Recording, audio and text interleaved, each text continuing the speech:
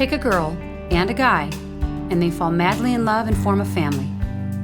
Sprinkle in some counseling degrees and a doctorate, a dream of transforming relationships as we know it. And 20 years later, we give you power couple Dr. Ray and Jean Kadkodian. And this is their podcast, Couples Synergy. Welcome back to another episode of Couples Synergy with Dr. Ray and Jean. Hi, I'm Dr. Ray. And I'm Jean. And this is our podcast about love, marriage, and relationships. Be sure to check us out online on our Facebook page and Instagram at Couples Synergy or our website, couplessynergy.com.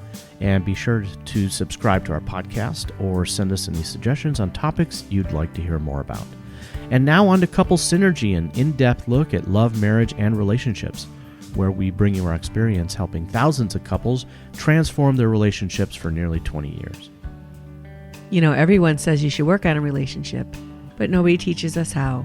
So we've created this podcast to teach people what they can do to create the relationship they've always dreamed of with the partner they fell in love with. You know, it's been quite a journey, this podcast. Yeah. Jean. As of today, we have 40,000 unique downloads. Yeah, that's awesome. Which is amazing in 96 countries. Woo! That's awesome. It has been really awesome, and it's really been great getting a lot of feedback from our listeners and people who want to know more about relationships. Mm-hmm.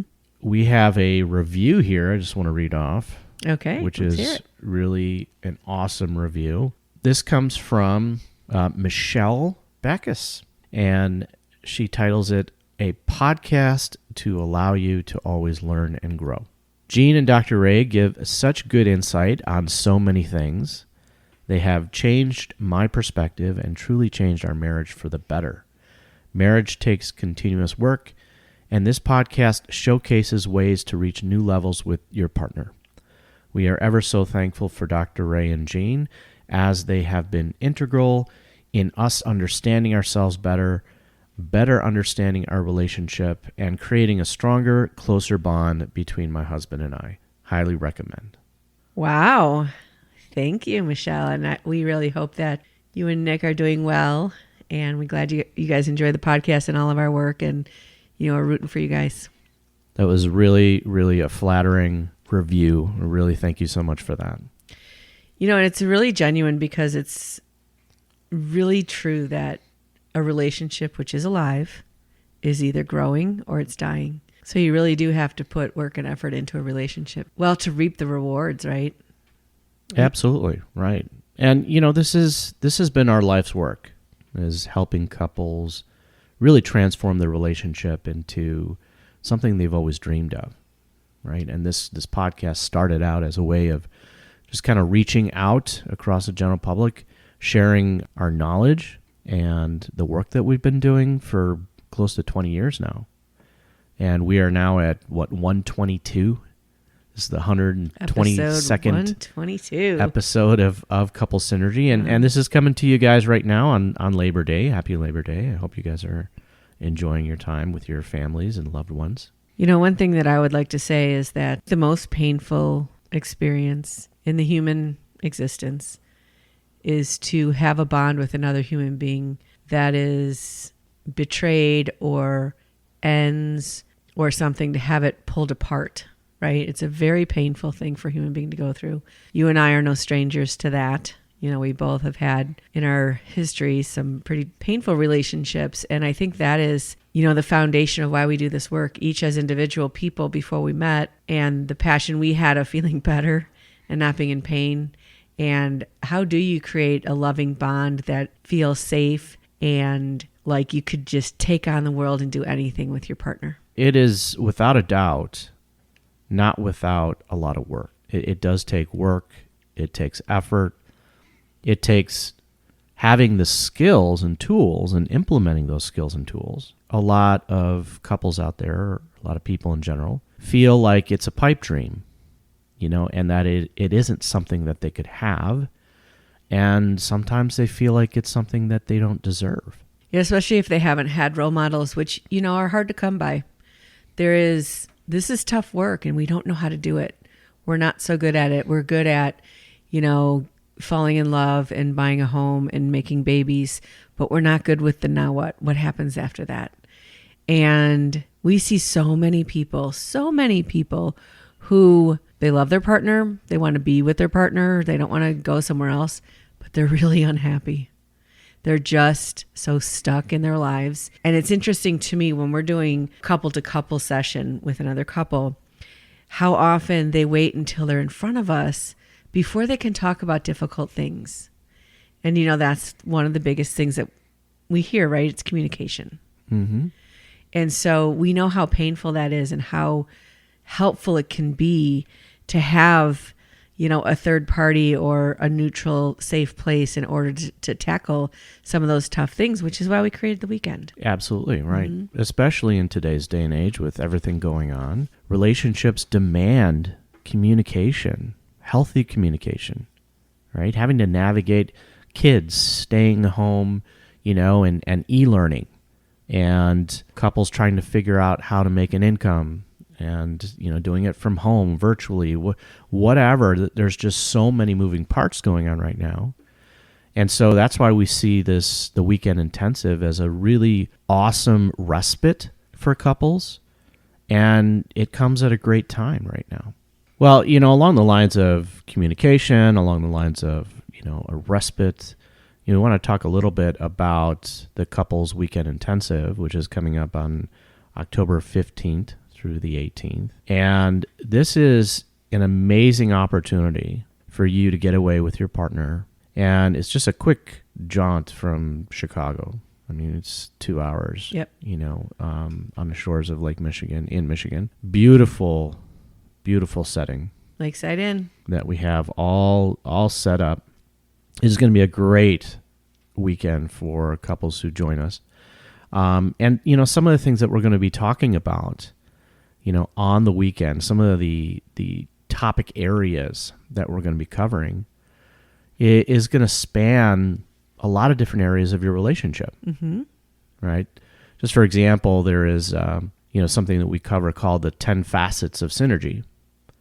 And if you think about these different facets in your relationship, these are areas where communication is really going to be key, and being on the same page is going to be key. So like the 10 facets are financial, career, personal growth, physical health, intimacy, spirituality, socialization and friendships, co-parenting, extended family relationships, and relationship goals. Oh, you're going with some light topics, are you? Oh, yeah, very light. Yeah, those are some big ones. So you can see, when you are navigating a relationship, just how complex it is. Just these 10 facets alone, there's just so much in there that couples need to be navigating and figuring out together. And, most often, couples get into conflict in their negotiation, which is to be expected. And what might have worked at one point in the relationship might not work at a different point in the relationship. So these aren't like stagnant things that you can just put some boundaries around and move on. Right. They're ever evolving. Right. And so if couples are not, growing mm-hmm. in the relationship and growing together, then they're definitely growing apart. Right. And so this weekend gives you an awesome opportunity to really sit down back at the drawing board with your partner and figure out where you're at and figure out where you want to be. One of the goals that we had for this weekend was to have full control over the environment. And we wanted that because we have such disruption in our life right now and so many things pulling for our attention, whether it's our careers or our kids or whatever life has for us, right? And so we wanted this weekend to be truly an unplugging from all of that, and that it was going to be peaceful and that it was going to be really lovely. Top end was that our feeling for it, so that we could really have a place where people could relax and unwind and then really discuss in a way they maybe have never done before. Our relationships are the most important things in our life, and most people don't plan them very well or even navigate them later if things change. And so this is a space to do all that, a space to really set a solid footprint for the rest of your relationship at this point in your life, besides to get away. And I want you to keep in mind, this is not a marriage counseling retreat, delving into Pandora's box and pulling out all your hurts and transgressions, towards each other. That just does not sound like fun at all. Oh, absolutely not. No, this is definitely, an environment where it is going to be fun, it is going to be enlightening, and it's going to be bonding. You know what I love is that growth in a relationship and having a lot of fun really go hand in hand. And so navigating difficult things can lead to a tremendous amount of growth, but only if it feels good. Like the whole point, and I know that's always been important to us in the work that we do with couples, is that we want them to leave our office feeling good and feeling better, so that they leave feeling like, okay, I have one more piece of this or one more tool that I can then navigate the difficult things, so that our life can get back to feeling good and having fun and feeling safe together. But most often couples don't feel that way coming in to the office to work with us. Nope. They feel anxious, guarded. Yeah, they feel a little apprehensive because, it's a scary thing. Yeah. It's a scary thing to really, to be vulnerable with your partner, to maybe talk about the difficult topics, in your relationship. It's a lot easier just to sweep that under the rug, not look at it, just, go about your day, day in and day out, same kind of routine. And it's fine. There are a lot of couples that do that, right? They just kind of do their routine every single day, but not too many couples really, open up the hood, take a look at how things are going in their relationship, and make the improvements necessary to really connect it at a different level. I don't even think they know where the hood is, or that they should open it, or that they should take a look. And in Michelle's comment, she's talking about how much it's changed her life. And what I really like about when we're working with a couple, we have them check in, right? And they have to give us 2 words that describe how they feel right now. And most couples, by the time they're in the 3rd or 4th couple session, they're saying those 2 things. I'm anxious or apprehensive about the session, and I'm hopeful. Mm-hmm. That hopeful starts coming in. Anxious always starts in the beginning, but then the hope starts to come in as they start to watch the improvements happen and them feeling good in their lives. And, that's the goal. And that's what we want to give people in a weekend, is just to leave there feeling really great and with a lot of tools and a lot of nutrition for your relationship. So let's talk about some of these facets or aspects or areas of relationship. Well, the 10 facets of synergy. You think about, the first one I mentioned, which was financial. Mm-hmm. Hopefully you and your partner are on the same page when it comes to the financial facet of your relationship. But how many times do we hear couples that are not on the same page? Yeah, and this is not so much about how you set up your finances, whether you blend your money, whether you don't blend your money, whether you have a prenup, however you split things up is not as important as that being on the same page. Does this work for both of us? Do we both feel good about this? And, the hard thing is, setting goals is really, really difficult by yourself. But when you set goals with another person, if one of you sabotages, you both go down. And that's a really hard thing. It makes it extra hard to accomplish stuff. So if we're like, okay, we're going to set aside money to go on vacation, and that means no Starbucks for a month or something like that. And then you see a Starbucks cup in your partner's car. Right. So then they're sabotaging, the goals that the 2 of you set together. Now, I think transparency is a really big key component to this facet. It really, as you said, it doesn't matter how you set up the finances. If one person is, going to be taking charge of paying the bills and, investing, there should be at least some transparency with the other partner that they know what is going on. They have access to. They're able to take a look at the accounts, and there isn't anything that is just kind of kept to oneself. I think, too, a good discussion about what you learned and what you saw around the areas of finances and money when you were a child is so important, because money is just another way that energy flows through a relationship. And so if it's not flowing well, it's because there's a problem. There's something that, your partner might have learned as a kid that you learned something very, very different. And now you're trying to merge these 2 kind of financial philosophies. And that's a tough one, which is why finances is a big hot button for a lot of couples. Finances and physical intimacy. Mm-hmm. And, those two topics are the top two topics that couples fight about because it is connected to and associated with food, shelter, clothing, like basic survival needs and vulnerability. And so if couples are not aligned in these areas, it can be a huge sticking point and huge point of contention. So that physical intimacy, I guess we could talk about that next. And obviously, this is something that couples have to grow together on. Unfortunately, we mostly see that couples that are struggling with physical intimacy are just ignoring it. Their interval of when they have sex decreases and decreases to once a month, once every other month. And that's a really difficult thing for a relationship to sustain because that's your connection, that's your intimacy. And if you don't feel good there, that is, I would say, the single greatest indication that you have a problem in your relationship.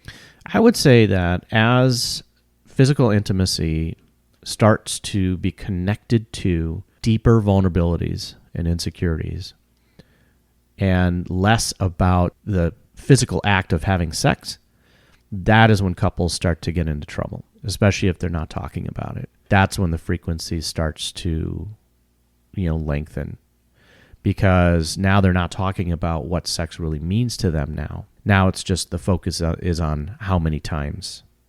And also, where is the power struggle? Because often that's what happens. Yeah, there's a lot of people in the beginning of a relationship that they're having sex, whether they want to or not, until it gets to that place where they can't anymore, on either side. And if that's you, if you are in a relationship where you're having sex when you don't want to be having sex, or you don't feel a connection to your partner and you guys aren't talking about it, that would be something that's a big deal, right?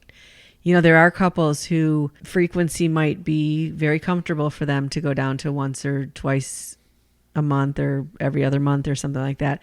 But again, it's like being on the same page, right? It's that whole thing. It's the hard part is when one person wants that connection or wants intimacy more regularly than the other, and it brings up all sorts of stuff because this hits us not just physically, but emotionally and mentally and spiritually as well. It is the greatest gift that we have as a bonded couple to connect.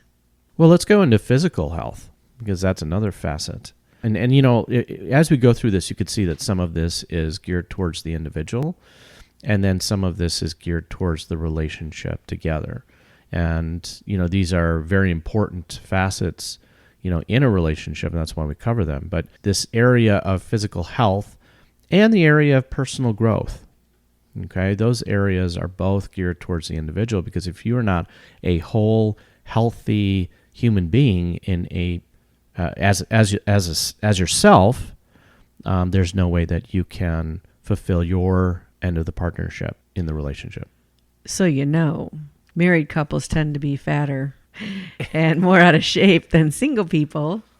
It's another thing that's really difficult when you set a goal for yourself and your partner may or may not be joining you, then you're taking time away from the relationship, from the family, from whatever, to channel that energy into yourself to be physically healthy or to develop a personal goal. And I think that's what gets kind of sticky. I think the sticky part also occurs when maybe one partner is not taking care of their health as much as the other person. Maybe they're neglecting to go to the doctor. Maybe there's some symptoms that they're having that are concerning, and the other person, the other partner feels kind of powerless, right? Like they can't really do anything about it. They can't say anything to their partner, because they don't want to make them feel bad or they don't want to pressure them. And so it becomes this like stalemate and a growing like 800-pound gorilla in the room. That's a really tough thing because as an individual person, you get to have 100% control over your body and what you do with your body and how you care for your body. But that also directly impacts your partner because your energy levels or what you can do activity-wise in the world or how it impacts your mood or if you die. Yeah. I actually had that. My dad died at the age of 60. And I remember my mom asking me, pray for him to go to the doctor. And I said, I won't do that. I said, because it's his body and he has to live with whatever he chooses, including dying at a young age. And, I said, I'll pray for you to accept what he chooses for his body. And she had to be a widow at 58, and she had to live and is still living the rest of her life. It's been 20 years without him. Those are the difficult things of this kind of stuff, because we know it's scary for our partners if we either get in better shape than they're in or are in significantly worse shape than they're in. This is a big aspect of, what we have to navigate in relationships. And sometimes just having a real vulnerable conversation around it on both sides about what that feels like for each of you is the best thing you can do, rather than worry about if your partner is doing their sit-ups every day or what they're eating. But just, how do you feel in your body? And this is what it feels like for me. Mm-hmm. To just express, the emotional impact that it's having on you, and to refrain from going to an avenue of power and control or trying to take control of what your partner's doing. And I think that is a natural tendency when, someone feels insecure or they feel scared for their partner, they try to take control for them, right? And micromanage what they eat or micromanage how they're taking care of themselves. And this doesn't actually solve the problem. No, pretty much leads to a lot of resentment and lying and being sneaky. Yeah. So personal growth. What would we say about personal growth? I think that's a big challenge for you and I, personal growth, because the way that I like to learn and the way that you like to learn are different. Mm-hmm. And we don't have a lot of time alone to explore those avenues of the ways that we want to grow personally. And so unfortunately, I think if we defer to something that's more common, it's not really that satisfying for either one of us. Personal growth is obviously a very broad topic, and it can mean a lot of different things for a lot of different people. And, you want to think about it really from the perspective of, what is it that you want to experience in this world? What is it that you want to learn? What is it that excites you? And are there things that you've been wanting to do in your life that you've just put on hold? If you think of that bucket list and wanting to experience or learn or, see things that are on your bucket list, have you put that list away? Have you just become complacent in your life? And these are the things that would be covered in this facet, of synergy, that personal growth. It's easy to have people advertise to us or put more quick facts or little bits of thrill that's really quick. But if you really want to understand something at depth, if you want to understand how to build something or philosophize, or it takes more work. You have to actually go seek that information out. You have to, spend time and energy to educate yourself. And it's so easy for us to just not do that and just distract ourselves. This is along those same lines of getting bored, right? And then you want to go stimulate your brain and learn new things and have new connections. I think it's a lot harder, though, because we've gotten so mentally comfortable in the world that we really don't challenge ourselves very much anymore. Yeah, what do they say? That it takes 20 hours to learn something and 20,000 hours to master something? 10,000. 20 times. 20 times. You have to do something 20 times to learn it. To learn it. And 10,000 to master it. Right. So in the area of personal growth, think about the things that you want to learn and think about the things you want to master. And on to career. I think there are people out there that have also become complacent in their career. They don't have any career aspirations. Maybe they just work a job because they feel that that's what they want to do. But do you have aspirations for more?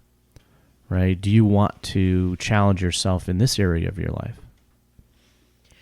This is a really great time in our life to really evaluate our careers, because careers were sort of developed during the Industrial Revolution, where people started working for a company.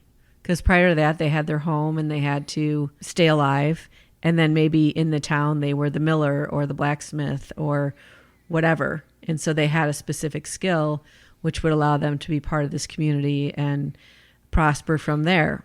But now we punch a clock and we trade our time, for whatever work it is that we're doing. And now most people are working virtually. So that instantly shifted our work-life balance, our commute times, our times with our kids. I think we got unbalanced all the way in the other direction. But I think it's an interesting time to really look at what feels good, what's a good cadence to the work balance with the home, with the partner, with everything. I think that's a good point as far as balance, with the home, with your partner, with your family. Because too often, we have career aspirations. We want to kind of, get that new job, but it's going to involve travel. And so now it's going to impact your entire family system. Or you want to get the other job, but you have to now relocate, to the East Coast. And now it's going to, in fact, impact your entire family.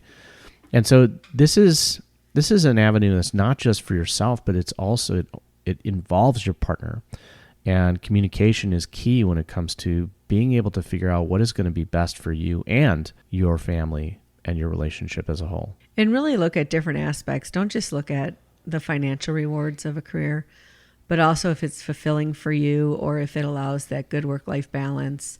Be picky. Spirituality. That's interesting. And we're not talking about religion. No. And a lot of religion, a lot of organized religion has really become less and less and less a part of people's lives, right? And we were watching that other documentary. Was it the same one? No, I think it was a different one. And they were saying that they think the emergence of all the superheroes right now are because we still want to believe in something. We still want to believe in something that's supernatural or a bigger thing than what's happening here on the earth. And that's an interesting concept. Spiritual development. How do you develop your spirit? And, we did a whole segment, a whole episode on spirituality. But this is a very important part of a relationship. This is a major bond between a couple, having a similar spiritual belief, right? And again, we're not talking about religion. Our spirituality is something that we could 100% completely ignore. We don't have to develop it. We don't have to be spiritual. We can actually just be atheist and believe that when we die, we're dead. Mm-hmm. For me, the incredible richness of my life is 100% determined by my efforts in spiritual development. It helps me feel stronger when I feel like crap. It helps me have insights when I don't know what to do. It soothes me when I'm in pain, and it inspires me to create and grow and become. And so for me, whenever I'm hitting a roadblock in my life, I'm diving into my spiritual practice. Yeah, I believe that spirituality or connection to it gives us a greater sense of purpose and meaning for what it is that we're going through. And so it really shines a light on the challenges that you go through in your relationship, in all your relationships. And it's so why would we be working so hard on our primary partnership? Why would we have the conflicts that we're supposed to have? And why go through the pain, of insecurity and intimacy and everything that is just so vulnerable? Well, if you have a higher spiritual belief that everything happens for a reason, then going through those difficult times is very important. You learn a lot about yourself. You learn a lot about your partner. You learn a lot about the connection that we can have, the ultimate connection we can have with another human being. And so if you just have the spiritual belief that there's nothing, well then, from my perspective, it makes it very difficult to have an understanding of, those challenges. In yoga, there's a term called sankara. And sankara is when, you're holding a pose and it hurts or you start shaking or something.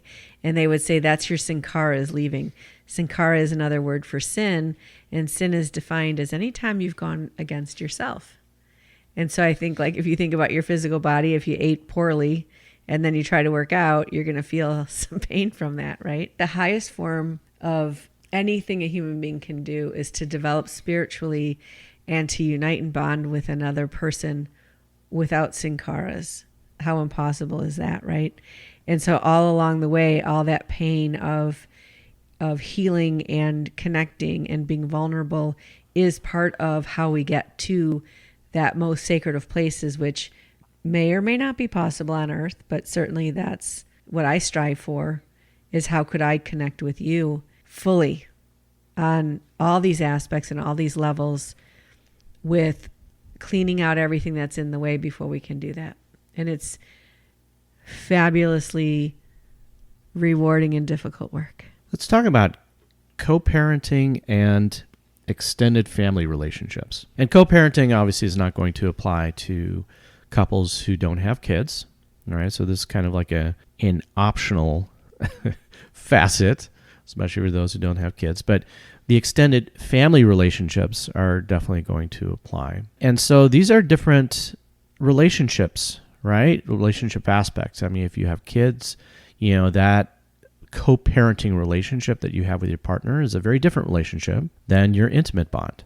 And seeing your partner with their family members is a very different aspect of your partner as well. And your bond with their family members is going to be a very different aspect of the relationship. And so it comes with its own set of challenges and rewards. All too often, we hear so many people who have other people in their lives that are not their primary partner that they're investing in more than they are their primary relationship. Whether it's your kids, whether it's your mother, whether it's your siblings, whatever that is, we should probably add on the other category of socialization and friendships too, because sure, given what you're talking about here, some people involve friends in their lives more than their partners. Right. And so they're having those intimate conversations with someone that they're not intimately vulnerable with. And it's 100% unfair to the relationship, to yourself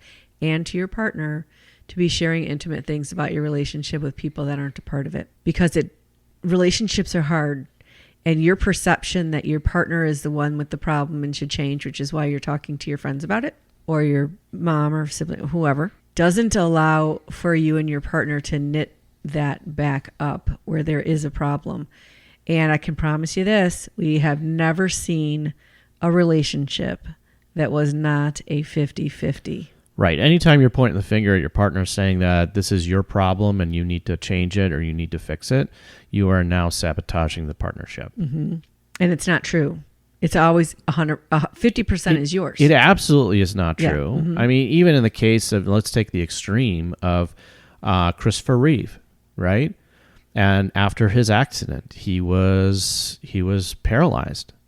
And so now there's an instantaneous shift and change in their relationship, him and his wife, that both of them have to now adjust to.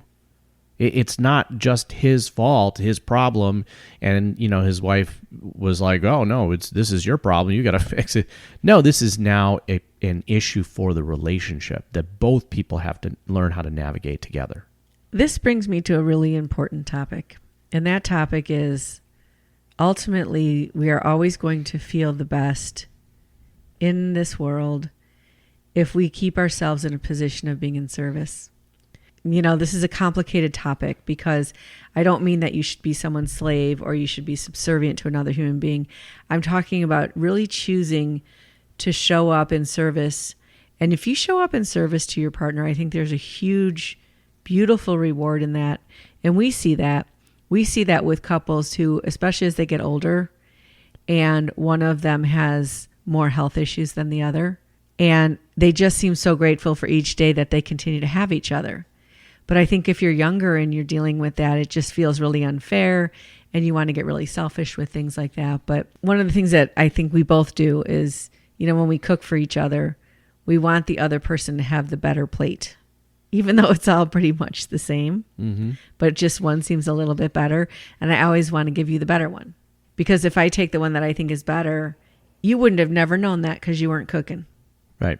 But I would, and I would feel like selfish. I don't know, it would not be a good feeling to me. And so that feeling of reaching out and reaching across is so difficult.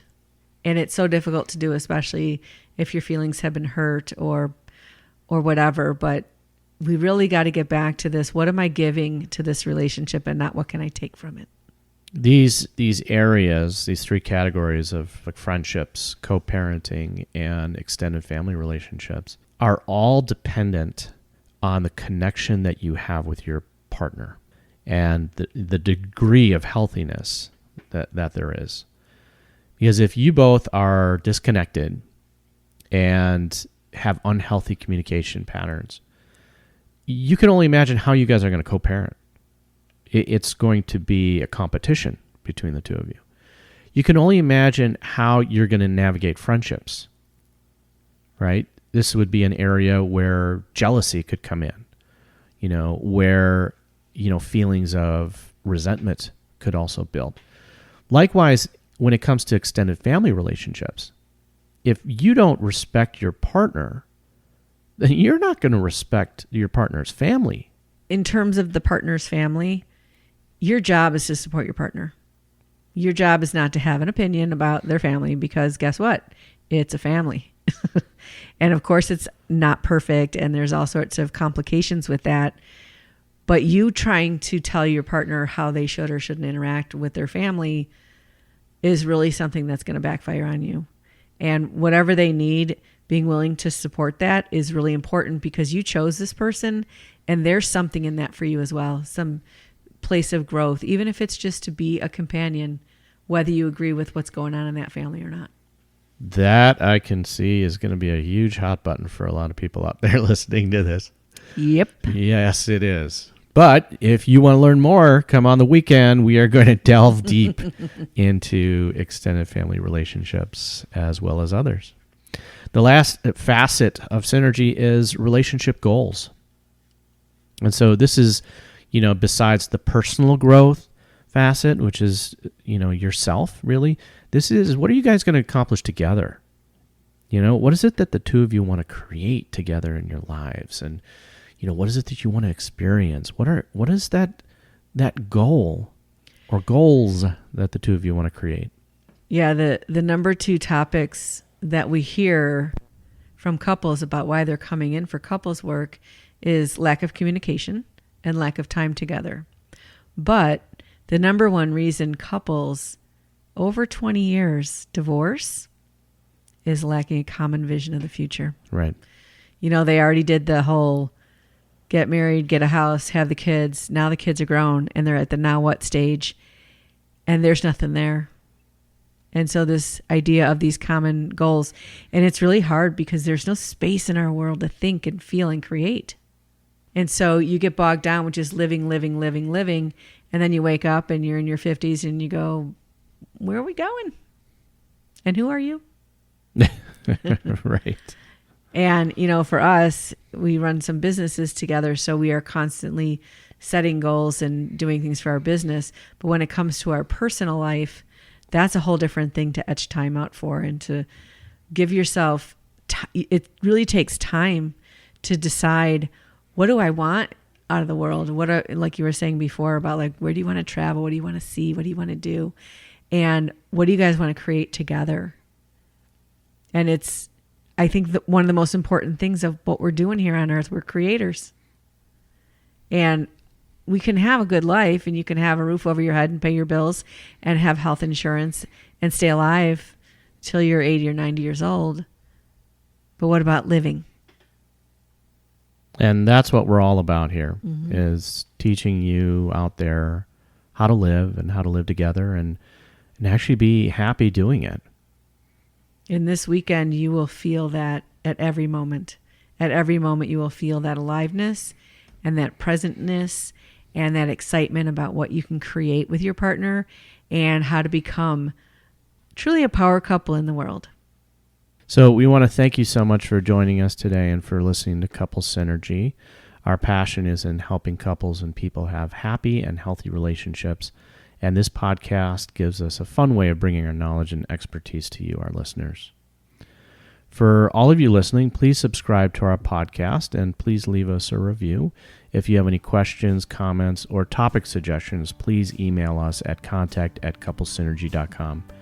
If you want to know more information about the Couples Weekend Intensive, go to couplesynergy.com and click on the link for the Weekend Intensive.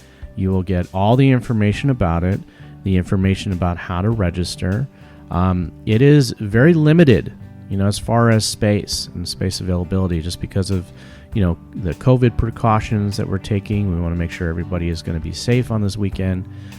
So lock in your spot. All right. CouplesSynergy.com. If you want to also find out more information about Couple to Couple, you can also look us up on CouplesSynergy.com and get more information about that premier program and personal coaching program that we do for couples. And if you know someone who could benefit from this episode, please download it and share it. And thank you for listening. Until next time, synergize your life and synergize your love. You have been listening to Couple Synergy with Dr. Ray and Jean Ketkodian. Couple Synergy was recorded, edited, and produced by Dr. Ray and Jean Ketkodian. Voiceover and music entitled Breathe and Let Go was recorded and composed by Gina Gonzalez.